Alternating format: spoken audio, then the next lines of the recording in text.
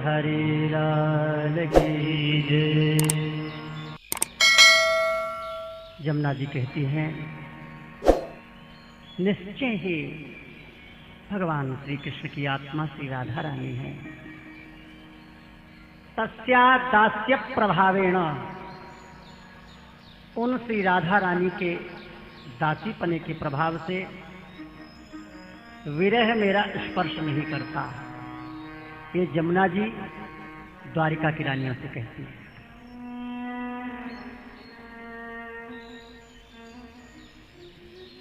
हम श्री राधा रानी की सेवा में रहती हैं। वो जो वास्तविक लीला है, जो निकुंज लीला है, वो सदैव एक रस होती रहती है। और जो लीला 28वें द्वापर पर प्रकट हुई, ये व्यवहार की लीला है।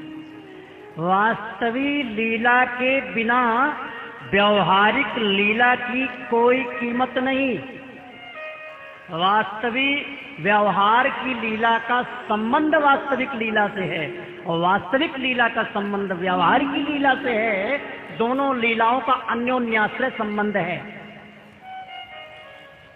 जो वास्तविक लीला से संबंध रखते हैं, जिनका निशाना वास्तविक लीला में है, उन उपासकों को निकुंजोपासक कहते हैं।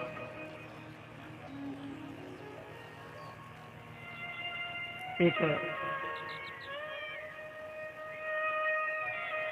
बड़े अच्छे विद्वान थे, उन्होंने अचानक प्रश्न किया हमसे बरसाने में। भागवत कथा चल रही थी, बड़े अच्छे राधा सुधानी जी उनको कंठ थी, श्री हरिवंश चंद्र जी महाराज की रचना।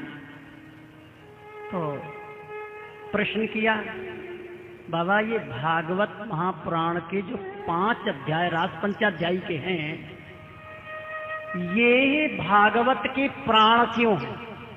अरे भाई, और भी अध्याय प्राण हो सकते हैं, ये 5 रास पंचाध्यायी के अध्याय ही भागवत के 5 प्राण क्यों हैं?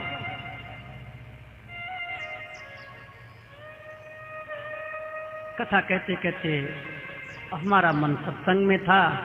मैंने कहा भाई ये बीच में प्रश्न तो हम नहीं दे सकते, उत्तर नहीं दे सकते हम इसका। स्पष्ट कह दिया भाई, ये विषय आपका वाक विलास का नहीं है, ये विषय अनुभव का विलास है। एक वाणी का विलास होता है, एक अनुभव का विलास होता है। वाणी से समाधान कर दो ठीक है, लेकिन एक अनुभव का होता है। मैंने कहा भाई जो कोई ऐसी बात मालूम पड़ेगी तो बता देंगे, नहीं हमारे बस का नहीं। तो स्पष्ट कह दिया, क्योंकि वो इतने विद्वान थे, सब बात जानते थे।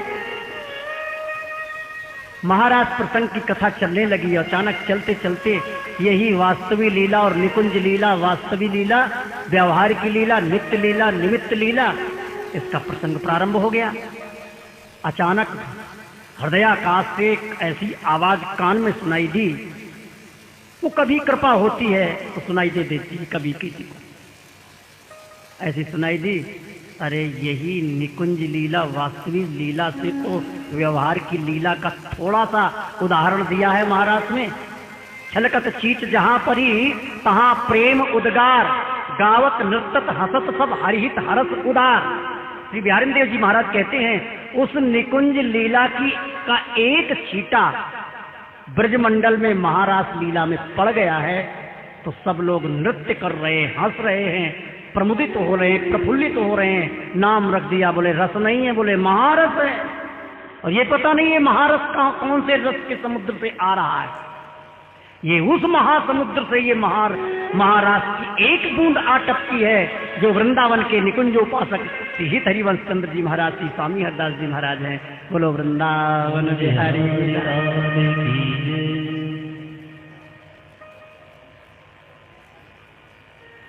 तस्यादास्य प्रभावेण विरहो स्नान न संस्कृत। वो श्री राधा रानी की दासी हम बन गई हैं कि बहनों, इसलिए हमको विरह स्पर्श नहीं करता, क्योंकि सदैव वो भगवान श्री कृष्ण राधा के साथ में रहते हैं और मैं राधा जी की सेवा में रहती हूँ।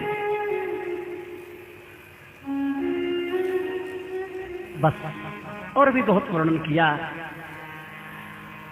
रानियां कहती हैं, बहन जी कृपा करो हमको भी श्री कृष्ण के दर्शन हो, सदैव उनका संग प्राप्त हो, ऐसा कोई उपाय बताओ। हाँ हाँ, देखो गोवर्धन गिरिराज में कुसुम सरोवर पर उत्सव स्वरूप श्री उद्धव जी महाराज लता के रूप में विराजते हैं। भावना देह से उद्धव जी ब्रजमंडल में सहचरी भाव से किशोरी किशोर की सेवा करते हैं और स्थूल शरीर से बद्रिकाश्रम में प्रकट विराज रहे। वहां बैठे बैठे ब्रज की श्री राधा कृष्ण का चिंतन करते हैं। भावना देह से कुसुम सरोवर पर उद्धव जी विराजते हैं। किसी किसी संतों को दर्शन भी हुआ है, भावुकों को दर्शन भी हुआ है, ऐसी बात नहीं। अब भी किसी की नाम जब की स्थिति बढ़ जाती है तो ऐसे महापुरुषों का दर्शन ब्रजमंडल में होता है। अविश्वासो न कर्तव्य सर्वथा अवास्तव बाधक स्तुतः। अविश्वास साधक को कभी नहीं करना चाहिए। अरे भाई, भक्ति की भूमि ही विश्वास पर टिकी हुई है। भवानी शंकरौ वंदे श्रद्धा विश्वास रूपिणौ। रामायण में श्री तुलसीदास जी महाराज कहते हैं, हम भवानी शंकर जो साक्षात श्रद्धा और विश्वास की मूर्ति हैं, मैं उनको प्रणाम करता हूं, क्योंकि बिना श्रद्धा और विश्वास के किसी भी क्षेत्र में कहीं भी किसी का प्रवेश किसी हालत में नहीं। श्रद्धा विश्वास, वो निकुंजेश्वरी किशोरी जी की सेवा किसी महापुरुष आचार्य की कृपा से मिलेगी, और जिस पर श्री जी की कृपा होगी उसके द्वारा मिलेगी, एकदम नहीं मिलेगी। अच्छा, क्या करें? संकीर्तन करो श्री श्यामा श्याम का। किशोरी जी के भजन का अमृत रस जब प्रकट होगा तो सब कुछ मिलेगा। भगवान की रानियां वहां नाम संकीर्तन करवाती है।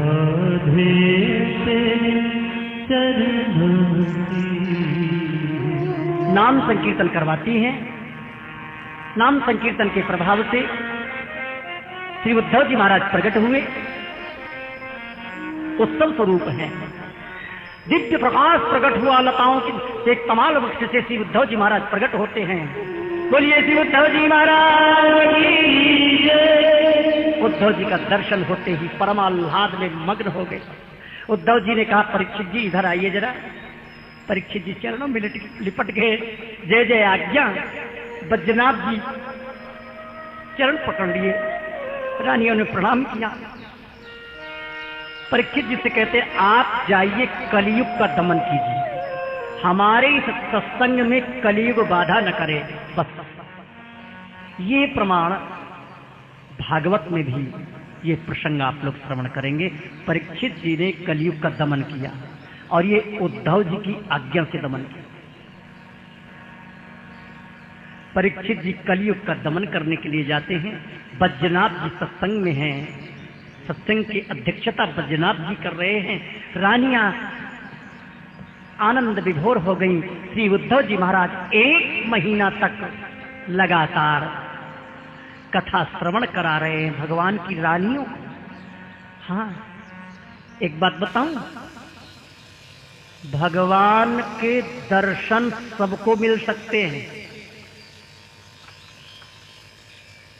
चाहे किसी ने गुरु किया है चाहे नहीं किया है, ये ध्रुव सत्य है। दर्शन सबको मिलते हैं क्योंकि को करुणा सागर है, दीन बंधु है, दीनानाथ है। लेकिन श्री कृष्ण की सेवा में स्वीकृति स्वरूप की प्राप्ति बिना आचार्य चरणों के अनुगत के नहीं। रानियों को क्या श्री कृष्ण का सुख नहीं मिला? मिला, लेकिन नित्य सुख तो नहीं मिला ना।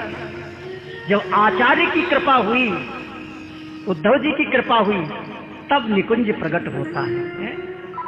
उद्धव जी की कृपा से श्री द्वारिकाधीश की रानियों के समक्ष में एक दिव्य निकुंज प्रकट हुआ। श्री राधा कृष्ण मंद मंद मुस्कुराते भे चले आ रहे, खिलामते भे चले आ रहे। आज उन किशोरी जी की कृपा का प्रभाव सबको दिखाई दिया है। श्री राधे तेरे चरणों की पगथूर चले।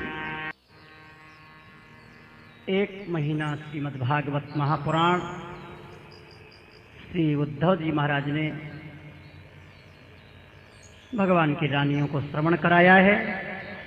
इस भागवत पुराण के श्रवण का महात्म ये हुआ, भगवान की रानियों को भगवान की निकुंज लीला में प्रवेश हो गया। कुछ लोगों ने प्रश्न किया, बाबा क्या द्वारिका की रानियों को निकुंज में प्रवेश हो जाएगा क्या? प्रश्न खड़ा होता है। अरे भाई चिंतन करें, किशोरी जी परम कृपालु हैं, परम दयालु हैं, करुणा सागर हैं। उनकी शरण में जो कोई जाएगा, साधारण नीच से नीच व्यक्ति होगा, उसको हृदय से लगा लेती हैं। वो तो आखिर भगवान की रानियां थी, करुण क्रंदन किया है, रोई है, स्वामिनी कृपा करो, श्री राधा रानी कृपा करो। उनकी कृपा से श्री राधा रानी प्रकट हुई और निकुंजों में मिलाया।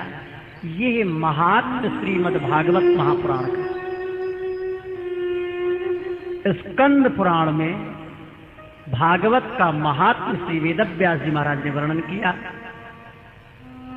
अब एक किसी पापी का उद्धार भी भागवत पुराण से होता है। हम पूर्व में वर्णन कर रहे थे, आप लोग चिंतन करें। दिव्य सिंहासन पर श्री भागवत पुराण जी विराज रहे हैं, स्कंद पुराण जी प्रशंसा कर रहे हैं, इधर पद्म पुराण जी प्रशंसा कर रहे हैं। स्कंद पुराण की प्रशंसा भागवत की आप लोगों ने श्रवण की, अब पद्म पुराण जी की प्रशंसा श्रवण करें। पद्म पुराण में 6 अध्याय के द्वारा श्रीमद् भागवत महात्म पुराण वर्णन किया गया है। नैमिषारण्य क्षेत्र में श्री सूत जी महाराज विराज रहे हैं। शौनक जी ने प्रश्न किया है, अज्ञान भांत विध्वंस कोटि सूर्य समप्रभ सूताख्याहि कथा सारम् मम कर रसायनम्। शौनक जी कहते हैं, हे महाराज, अज्ञान ध्वांत विध्वंस, ये ज्ञान अंधकार है। इस सबसे बड़ा अज्ञान क्या है? सबसे बड़ा अंधकार अज्ञान ही अंधकार है। और वो अज्ञान है क्या?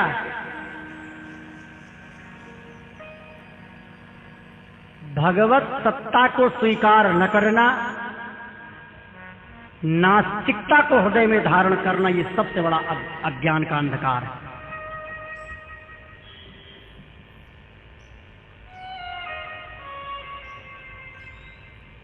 उस अज्ञान के अंधकार को आप नष्ट कर दीजिए। कोटि सूर्य समप्रभ, और करोड़ों सूर्यों का प्रकाश क्या है? बोले ज्ञान। किस बात का ज्ञान? निम्बारकाचार्य जी महाराज वेदांत दशम श्लोकी में कहते हैं, उपास्य रूपम तदुपासकस्य च कृपा फलम भक्तिरसस्ततः परम विरोधिनो रूपमथै सदाप्ते घेयायिमर्थायपि पंचसाधुभिः। उपास्य रूपम, हमारे उस उपास्य का स्वरूप क्या है? तत् उपासकस्य च, और उपासक का रूप क्या है? मेरा स्वरूप क्या है? अपने स्वरूप का ज्ञान हो जाए, और जिसको एक बार अपने स्वरूप का ज्ञान हो जाता है, करोड़ों करोड़ों सूर्यों का प्रकाश उसके हृदय में प्रकाशित हो जाता है। हृदय में वो प्रकाश आता है। नाम जप का प्रभाव क्या है? भगवान के नाम जप का प्रभाव ही यही है। पहले मल विक्षेप आवरण भंग करके और फिर प्रकाश आता है। साधक नाम जपहि लय लाए, और प्रकाश के बाद फिर स्वरूप प्रकट होता है। वो भगवान श्री कृष्ण के श्रीअंग का प्रकाश है। नाम जप के प्रभाव से सबसे पहले प्रकाश आता है, प्रकाश के बाद सुगंधी आती है और सुगंधी के साथ साथ फिर कानों में मीठी मीठी आवाज सुनाई देने लगती है। हृदय पवित्र होता है, कान पवित्र होते हैं, आंखें पवित्र हो जाती हैं, जिह्वा पवित्र होती है। हृदय जब पवित्र होता है, प्रकाश छा जाता है, तो नाक में सुगंधी आती है। भागवत में वर्णन आया तृतीय स्कंद में, भगवान श्री कृष्ण के श्रीअंग में तुलसी विराज रही है, तुलसी की माला। तुलसी की सुगंधी सनकादिकों के नासिका में जबरदस्ती प्रवेश कर गई। सनक नंदन सनातन सनत कुमार दौड़े चले गए वैकुंठ में। साधक चाहे दिल्ली कलकत्ता बंबई कहीं भी भजन कर रहा है, लेकिन जब श्री राधा रानी की कृपा, बांके बिहारी की कृपा होगी, तो बांके बिहारी ने यदि गुलाब की माला धारण कर रखी है तो कमरे के भीतर नासिका में सुगंधी जबरदस्ती गुलाब की सुगंधी पहुंच जाएगी। तो उनका अनुभव, उनकी कृपा का अनुभव, ऐसी कथा सुनाओ जिससे ठाकुर जी की कृपा का अनुभव हो और हृदय में दिव्य ज्ञान प्रकट हो जाए और करोड़ों करोड़ों सूर्यों का सब प्रकाश उसके आगे कुछ भी नहीं है। कोटि सूर्य समप्रभा, उस अज्ञान अंधकार को समाप्त करने के लिए आप ऐसी कथा सुनाओ। कैसी? रसायनम मम करुण रसायनम। कथा नहीं हो कि कथा कहते चले जाओ महाराज, कथा का कुछ सार मालूम न पड़े। कथा सारम, एक कथा है, एक कथा का सार है। आप लोग श्रवण कर रहे हैं कथा, लेकिन कथा का सार क्या चल रहा है? आज कथा का सार है श्रीमद् भागवत महापुराण का महात्म्य। केवल इतना सार है, विषय चल रहा है महात्म्य, ये सार है। तो कथा सारम, आप कथा का सार सुनाइए। भागवत का प्रथम महात्म्य क्या हुआ कि निकुंज लीला की प्राप्ति भागवत की कथा से। ये रसिकाचार्यों ने भी स्वीकार किया है। हितजवंश जी की परम कृपा पात्र सेवक जी महाराज कहते हैं, प्रथम से सुखमुख, सबसे पहले सुखदेव जी की श्रीमुख से निश्चित भागवत सुनो। श्री भगवत रसिक जी महाराज श्री स्वामी हरदास जी की परंपरा में अष्टाचार्यों में लेख मोहनी देव जी के शिष्य भगवत रसिक जी कहते हैं, प्रथम सुने भागवत भक्त मुख भगवत वाणी, द्वितीय आराधे भक्ति व्यास नव भांति बखानी। प्रथम भागवत, सबसे पहले भागवत। तो भागवत का महात्म्य निकुंज की प्राप्ति, ये महात्म्य आप लोगों ने श्रवण किया। ये है कथा का सार। अब कहते हैं इस श्लोक में सौनक जी, बड़ा एक एक शब्द में बड़ा आनंद है। मम कर्ण रसायनम, ऐसी कथा श्रवण कराइए जो मेरे कानों में रसायन का काम करे। अब तो ये विद्या लुप्त प्राय है। पुराने समय में गुरु प्रदत्त विद्या थी। जड़ी बूटियों के द्वारा एक कड़ाहे में जड़ी बूटियां डाल दी जाती और फिर उसको जल डालकर और नाना प्रकार की वस्तुएं डालकर, घी है, दही है, ऐसी, और उसको खूब खौलाया जाता। जब उसका समय समाप्त हो जाता, उस समय पर गुरु के द्वारा दी हुई एक छोटी सी बूटी होती थी, उसको थोड़ा सा चूर्ण डालते ही सारी की सारी जड़ी बूटियां सोना बन जाती, सोना का पिंड। तो जड़ी बूटियों से सोना बनाने वाले को प्राचीन समय में रसायनी कहते थे।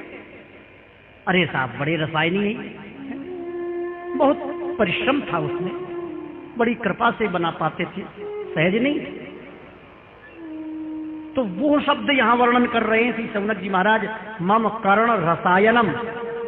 आप कृपा करके ऐसी कथा सुनाओ जो मेरे कानों में रसायन का काम करे। अब यहां क्या जड़ी बूटी हुई और क्या वो चूर्ण हुआ और क्या कड़ाहा हुआ है? और क्या रसायन बनकर के और सोना बनकर क्या हुआ? मैं एक चिंतन की दृष्टि से चिंतन कर रहा हूं।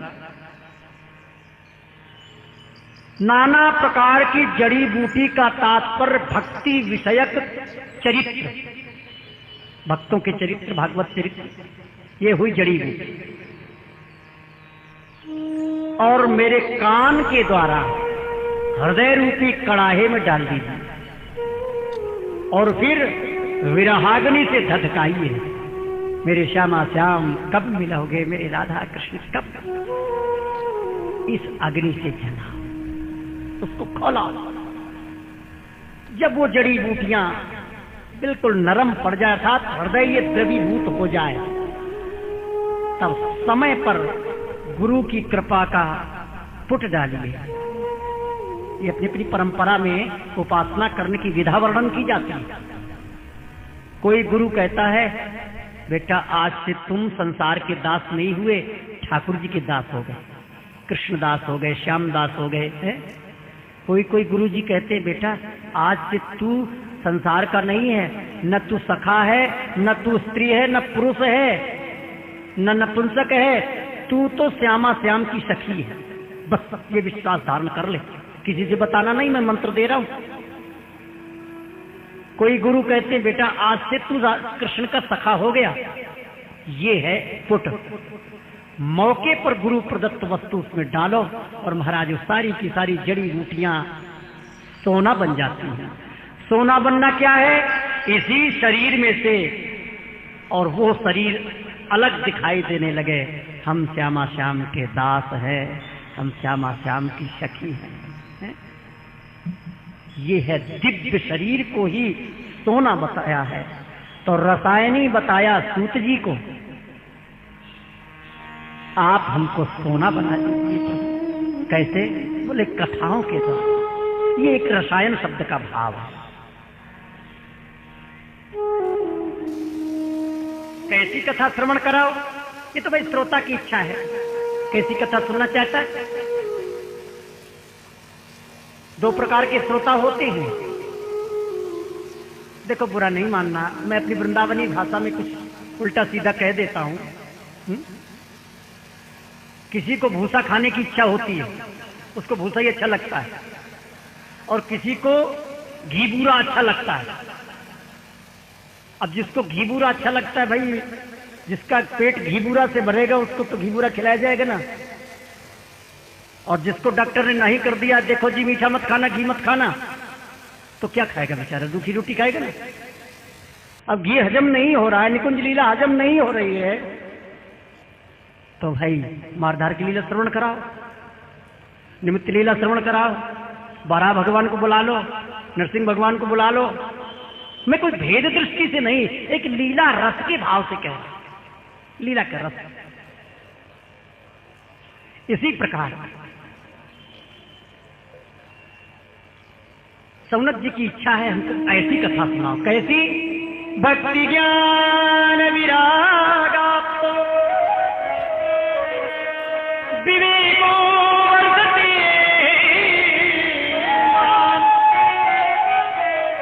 माया मोह निराश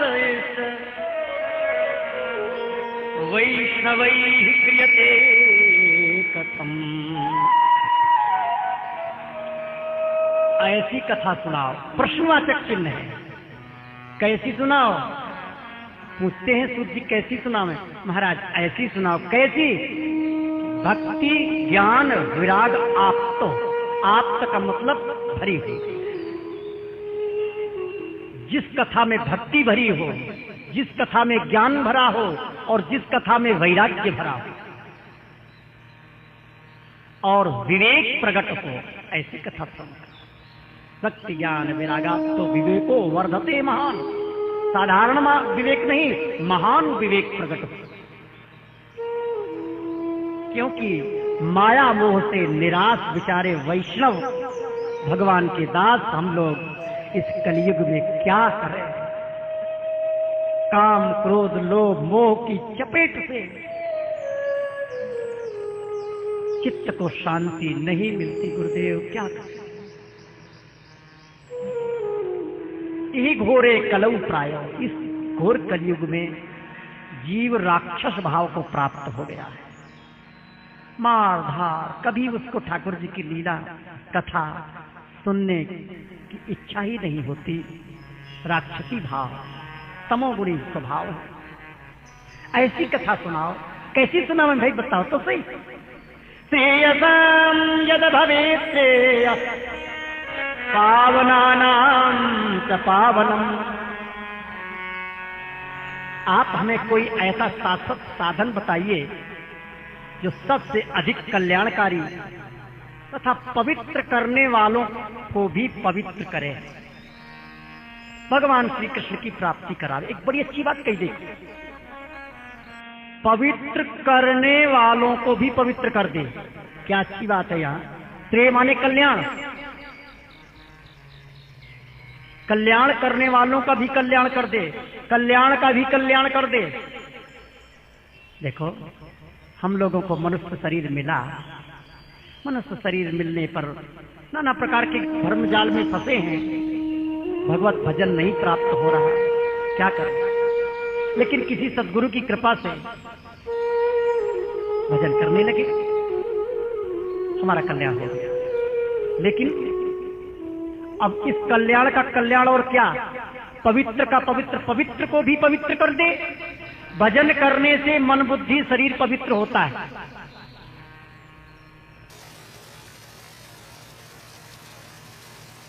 पवित्र हो गए, कल्याण हो गया। लेकिन इस पवित्र का भी पवित्र क्या हो, भजन करने के बाद हमारा स्वरूप अपने को दिखाई दे। हम श्री राधा कृष्ण के साथ गावें हम सोई करें सहज लाडली लाल। नित्य श्री राधा कृष्ण की सेवा हमको मिल जाए, सुख मिल जाए, बस अपना स्वरूप अपने को दिखाई दे। ये पवित्र का पवित्र है। इस मलमूत्र के शरीर में वो दिव्य शरीर प्रकट हो जाए।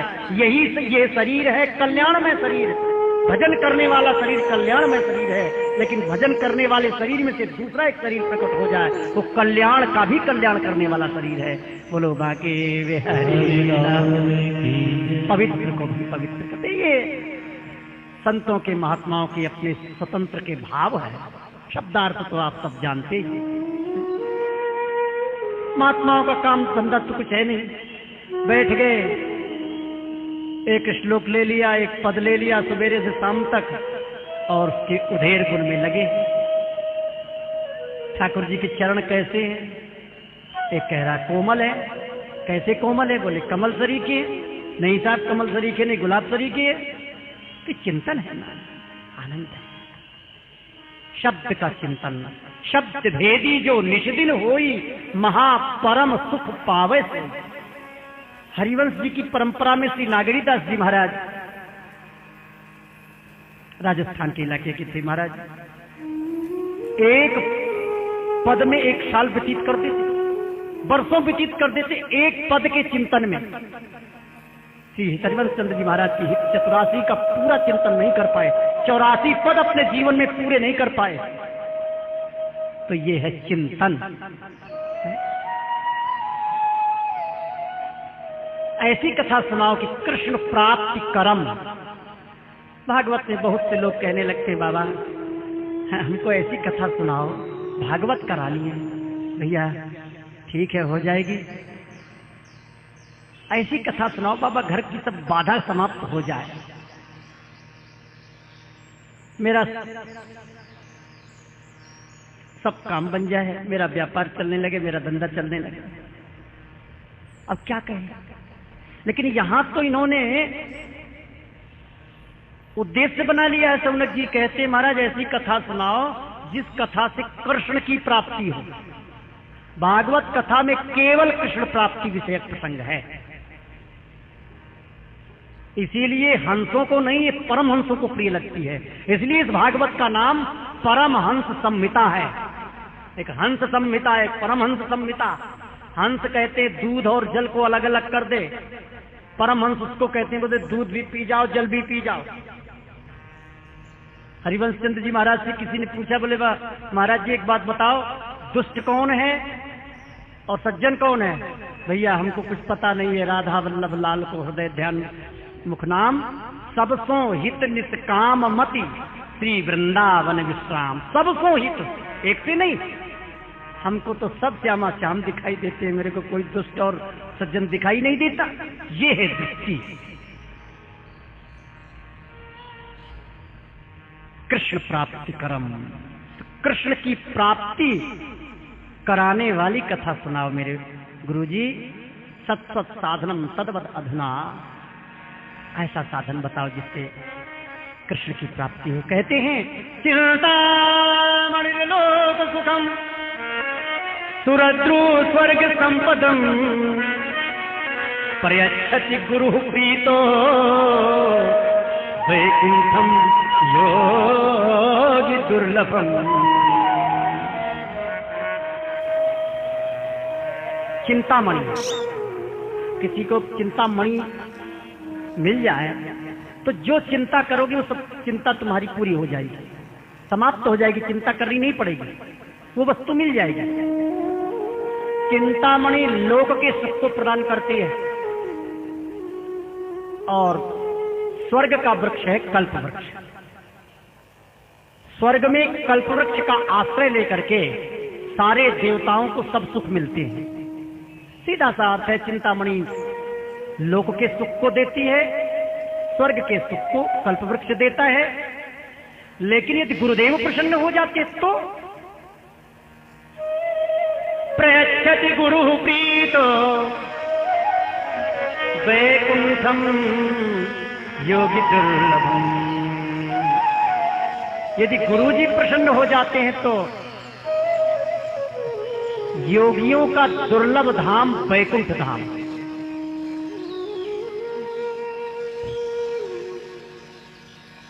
ये प्राप्त है। बी माने नहीं, कुंठ माने कुंठित होना। जिस धाम को प्राप्त करके फिर यदि गत्वान निवर्तन्ते तत्धाम परमम में, जहां जाकर के फिर लौटना नहीं पड़ता, वो हो मेरा दिव्य धाम विकुंठ। गुरु की कृपा हो जाए तो बस श्यामा श्याम की प्राप्ति हो जाए। आप ऐसी कृपा करो कि श्यामा श्याम मेरी गोद में दिखाई देने लगे। गुरु कृपा से, आचार्य की कृपा से आचार्यों की गोद में श्यामा श्याम के दर्शन होते हैं। वैष्णव परंपरा में उपासना करने की विधा ही यही है, चतुर्थ संप्रदाय की विधा यही है कि आचार्य की गोद में जुगल सरकार के दर्शन करना। भक्तमाल में बड़ा सुंदर प्रसंग आता है श्री भट्ट देवाचार्य जी का। श्री भट्ट देवाचार्य जी सीधाम वृंदावन में विराज रहे हैं। एक हरिव्यास बालक आया छोटा सा, महाराज जी हमको मंत्र दे दो। क्या करेगा? बाबा भजन करूंगा। अच्छा,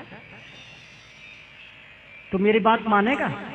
मैं गुरु हूं, तू मेरा चेला है, मेरी बात मानेगा? हाँ, जो आप आज्ञा करोगे।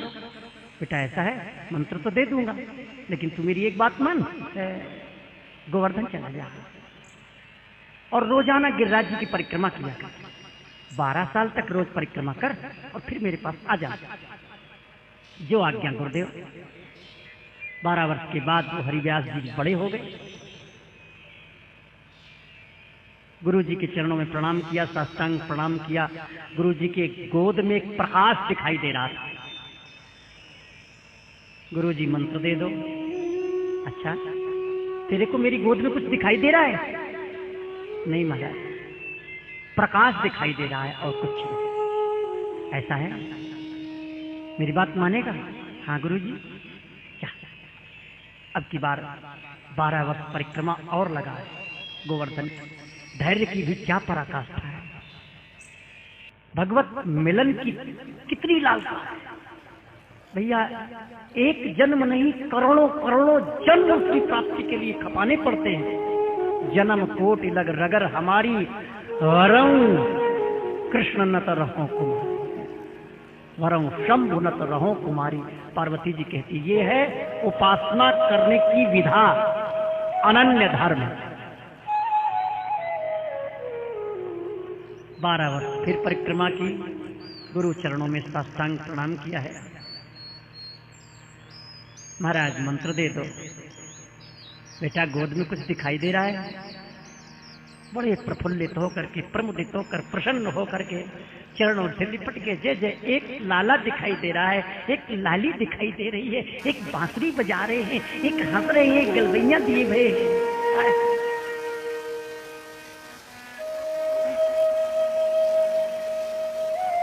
सिर पर हाथ रखा, जुगल कंठी प्रदान की, जुगल मंत्र प्रदान किया, आशीर्वाद। वो आचार्य, वही बालक आगे चल करके निम्बार्क संप्रदाय के आचार्य चरण हुए। और जिन निम्बार्काचार्य संप्रदाय में इन्हीं हरिव्यास देवाचार्य जी थे।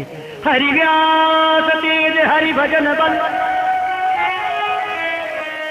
देवी को दीक्षा दई।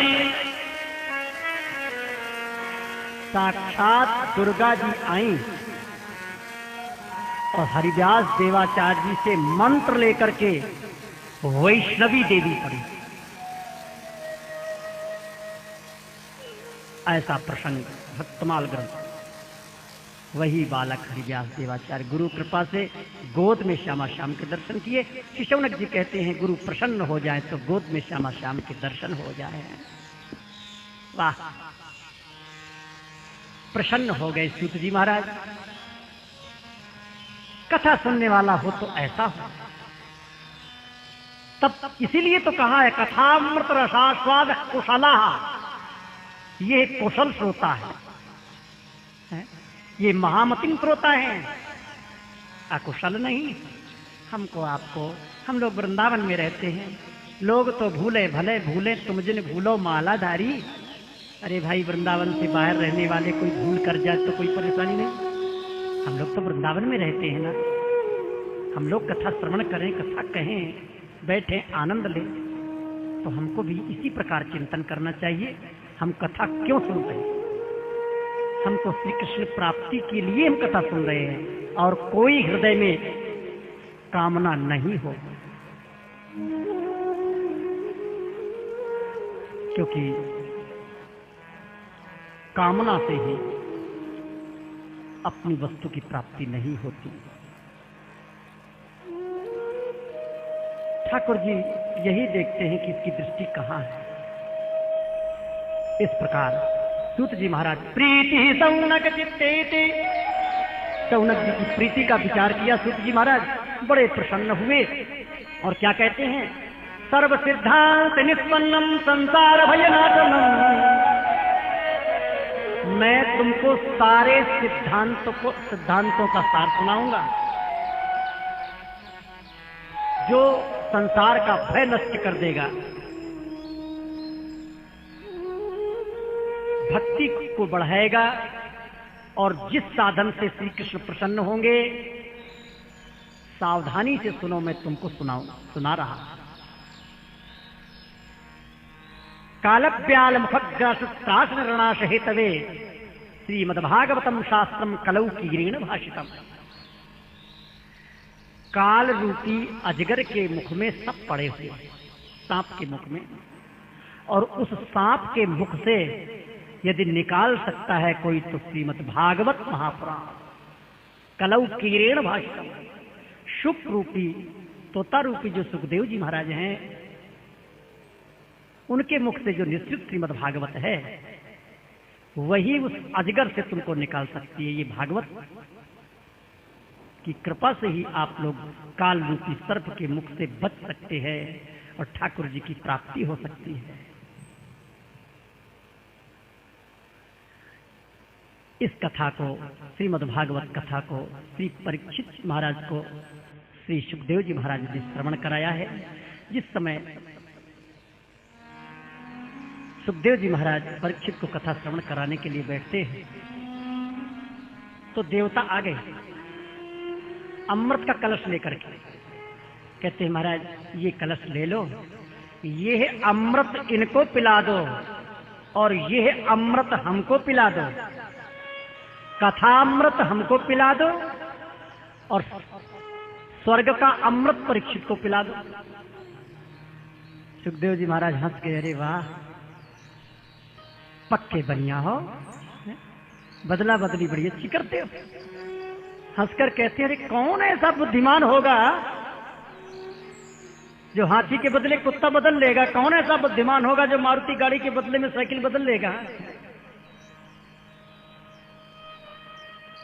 कहां नंदनवन का अमृत, कहां स्वर्ग का अमृत और कहां ये कथा का अमृत? कौन ऐसा मूर्ख होगा जो श्यामा श्याम को छोड़ करके और संसार के कीचड़ को, काम के अमृत को, स्वर्ग के अमृत को स्वीकार करेगा? देखो भाई, कथा का सुनने का अधिकार वास्तव में मनुष्यों को ही है। क्या देवता नहीं सुनते? बिल्कुल सुनते। भगवान के दर्शन से यदि कल्याण हो जाए तो सबसे पहले कल्याण इंद्र का ही होता। इंद्र देवता भगवान के अवतार पर दर्शन करने आते हैं। देवताओं ने तो दुबिया बजाई, इंद्र देवता ने मृदंग बजाया, तो क्या इंद्र देवता का कल्याण हो गया? क्या इंद्र देवता को साकेत मिल गया? क्या इंद्र देवता को गोलोक मिल गया? क्या इंद्र देवता को वैकुंठ मिल गया? क्या इंद्र देवता को निकुंज की प्राप्ति हो गई? बिल्कुल नहीं। हाँ, इंद्र देवता प्रयास करके मनुष्य बने, मनुष्य शरीर धारण कर किसी गुरु की शरण ग्रहण करें, तब गुरु की कृपा हो, वैष्णव बन करके नाम मंत्र जप करें, ठाकुर की कृपा मनावें, तब कहीं वो श्री जी की कृपा हो और धाम की सेवा की स्वीकृति प्राप्त हो। तो अधिकार, अरे भाई रेलगाड़ी में सब बैठते हैं, टिकट वाला बैठता है, रिजर्वेशन वाला बैठता है, बिना टिकट भी रहता है, और तीनों के हृदय की स्थिति अलग रहती है। पहुंचे पहुंचे न पहुंचे, बिना टिकट वाला तो ये सोचता है पता नहीं कहां जाएंगे, पता नहीं कहां जाएंगे। जवाब पूछो कहां जाओगे, जा रहे हैं, कहां जा रहे हो, पता नहीं कहां जाएंगे। क्यों? क्योंकि मालूम नहीं, बीच में चेक करने वाला मिल जाए, उतार दे जंगल में, क्या करोगे? इसी प्रकार श्री भटके प्रभु दियो अभय पद जम डर प्यो जब दास कहा।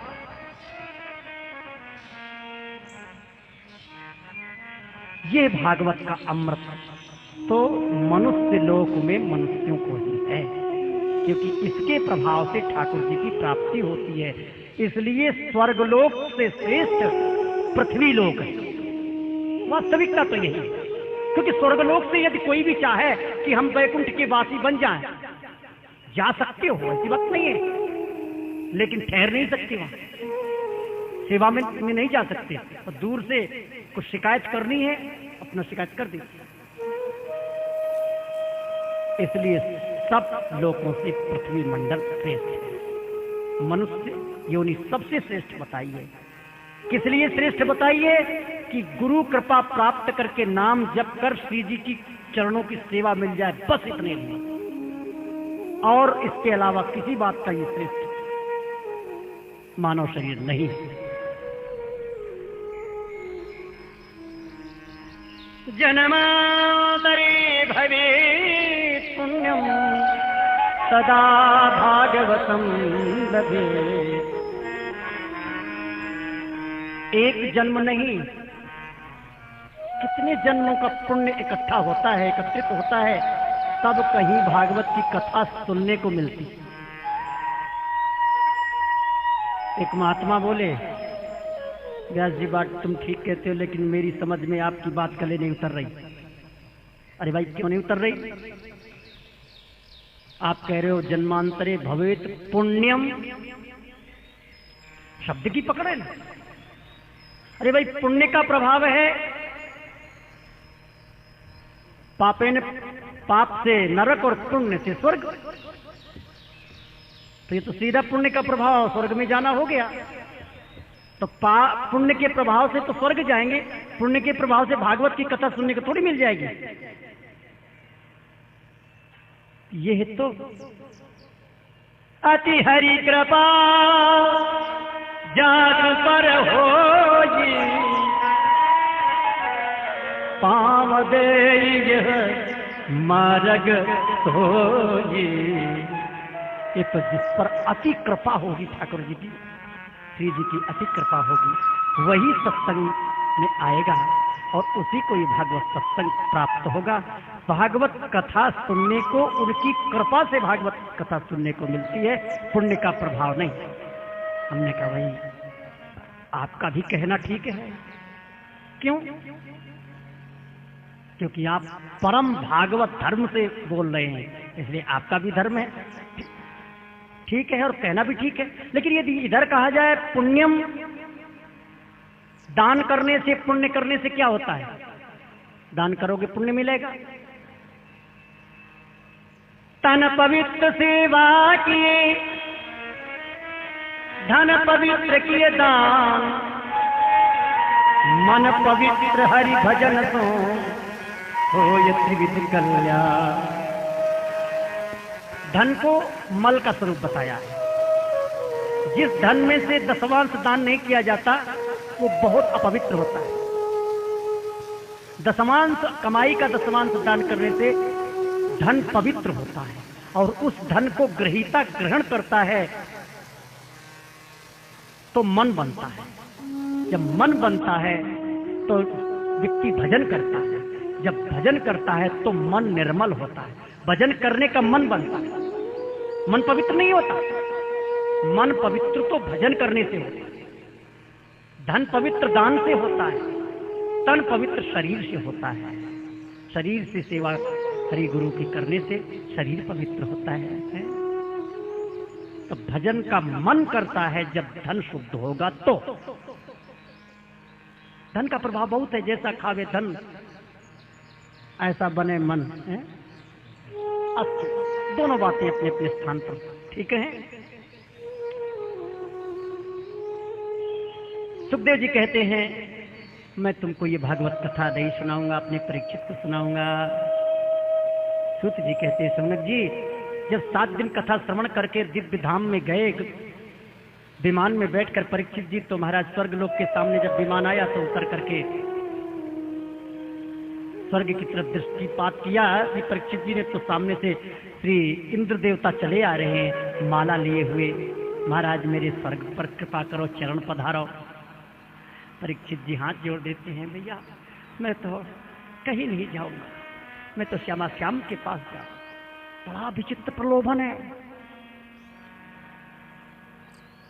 ये धाम जब कोई जाता है तो यहां से वहां तक घूमता हुआ जाता है और कहीं किसी का मन ललचा गया तो बात बिगड़ गई। करा धराया सब राधे राधे। परीक्षित जी ने हाथ जोड़ दिए, गुरु की कृपा है, बस आपका स्वर्ग हमने यहीं से देख लिया, हमको जल्दी हो रही है श्यामा श्याम के पास जाने की। ब्रह्मा जी महाराज आए। ब्रह्मा जी महाराज सामने से आए, माला धारण कराया, हाथ जोड़कर वंदना करने लगे। वाह परम भागवत परीक्षित जी महाराज की जय हो। धन्य हैं आप जा रहे हैं धाम को। कैसे जा रहे हैं? गुरु जी की कृपा से जा रहे हैं। क्यों? भागवत कथा सुनी। अच्छा चले गए। परीक्षित जी महाराज धाम को जाते हैं। ब्रह्मा जी ने विचार किया ओहो ये कैसा चमत्कार। अपने मन में भावना रूपी तराजू ली, एक तरफ तपस्या धर दिया, योग धर दिया, बल धर, सब प्रकार के साधन धर दिए और दूसरी तरफ भावना से श्रीमद् भागवत रखा। लेकिन जब भागवत के श्लोकों का चिंतन करने लगे तो आहा साधन फीके पड़ गए। तब कहते इस भागवत के मुकाबले कुछ नहीं है। बोलिए श्रीमद् भागवत महापुराण की जय। इस कथा को सप्ताह पद्धति से श्री सनक सनंदन सनातन सनत कुमार जी ने श्री नारद जी को श्रवण कराई। सूत जी महाराज जो ऐसे कहते हैं तो सौनक जी कहते हैं महाराज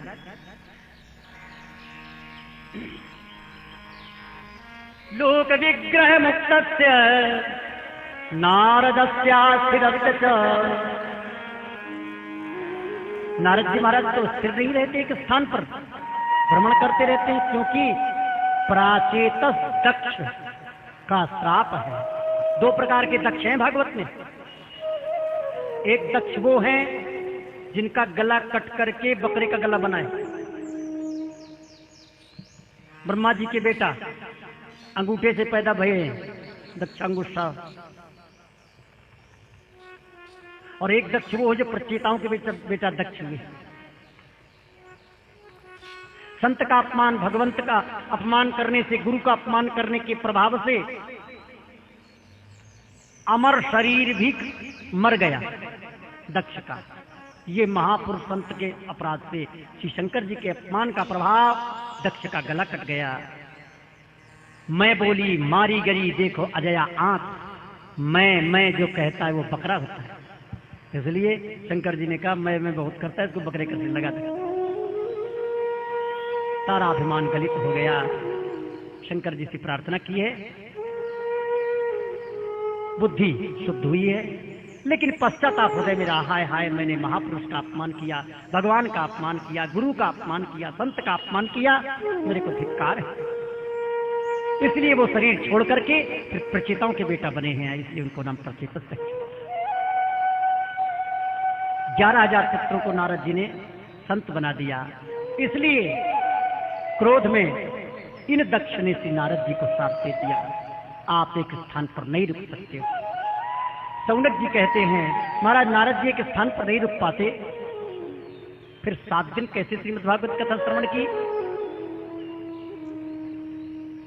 सूत जी कहते हैं एक समय की बात है, श्री नारद जी महाराज ब्रह्मलोक से पृथ्वी लोक की तरफ भ्रमण करते हुए आए और जहां देखा तहां कलयुग का राज्य है। भक्ति महारानी का मिलन हुआ। तत्पश्चात बद्रिकाश्रम क्षेत्र में आए, सोचे भक्ति का दुख दूर करें और तपस्या करके दुख दूर होगा। इतने में ही उनको सनक सनंदन सनातन सनत कुमार के दर्शन हुए। सनकादिक जी ने प्रश्न किया, नारद जी कथम ब्रह्मन् दीनमुख कुतस्योदातुरो भवान्।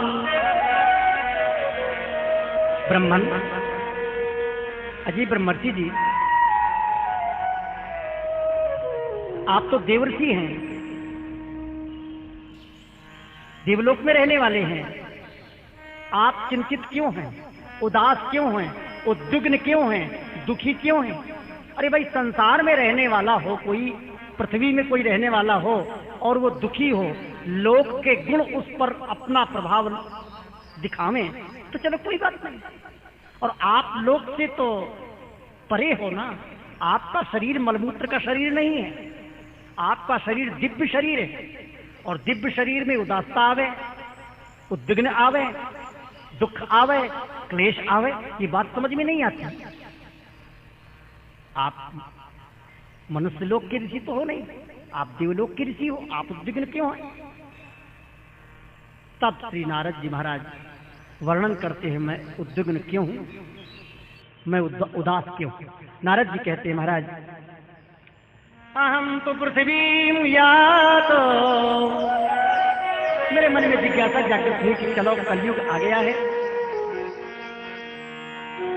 इस घोर कलयुग में क्या हो रहा है भूमंडल में, जीव की क्या स्थिति है, मैं देखूं चलकर। नारद जी कहते हैं जहां देखता हूं महाराज अधर्म का ही राज हो गया है, चारों तरफ अधर्म ही अधर्म दिखाई दे रहा है। सत्यम नास्ति तपः शौचम दया दानं न विद्यते, उदरम भरिणो जीवा पराता इव भाति।